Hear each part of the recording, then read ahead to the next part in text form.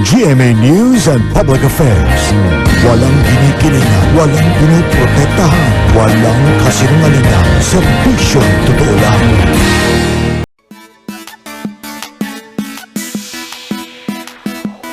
Sa pagising sa umaga, iba kung nauuna ka. Sa pagbangon pa lamang, iba kung masaya ka na. Kung sa unang hirit ay panalo ka, ang buong maghapon ay tiyak na sisigla. Sa unang hirit, unang-una ka. Sa unang hirit, serbisyong totoo ang dala. Sa unang hirit, ang saya-saya. Sa unang hirit, unang hirit, unang hirit, mangunguna ka. Unang hirit, unang-una ka. Balitang dapat na malaman, impormasyong may pakinabang. Mga dapat unawain sa ating mga gawain. Mga dapat alagaan ang iyong kalusugan, kapaligiran at kinabukasan. Wala ka nang hahanapin pa. Samahang totoo at kay saya, walang pagod na naglilingkod sa inyo.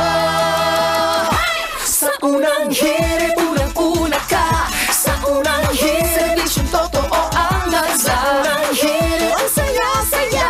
Sa unang hirit, unang hirit, unang hirit, mangunguna ka. Kaya narito na po ang mga balitang dapat niyo malaman sa ating Top Hirit.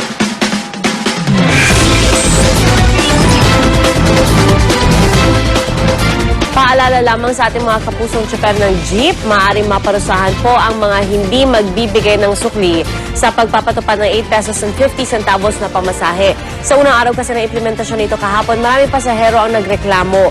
Bukod daw sa walang fare guide o tarima, hindi na raw nasuklian ang mga nagbabayad ng 9 na piso. Paliwanag naman ng ilang driver, wala raw kasi silang barya. Paalala naman ng LTFRB, dapat magpaskil ang mga tsuper ng order mula mismo sa kanilang tanggapan. Okay, kahit simple abiso para patunay na 8.50 na nga ang singilan ngayon sa pamasahe. Pag hindi po nagbigay ng sukli, parang overcharging yan. Nagsingil ka ng pasaheng sobra doon sa allowed. So, violation po yan. May sanction po yan.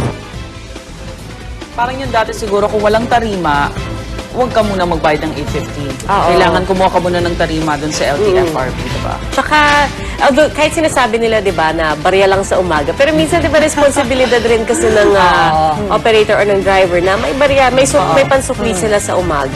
Marami naman mga tigbi 25, di ba? Check yung mga tenga ninyo, usually nandiyan nakatago.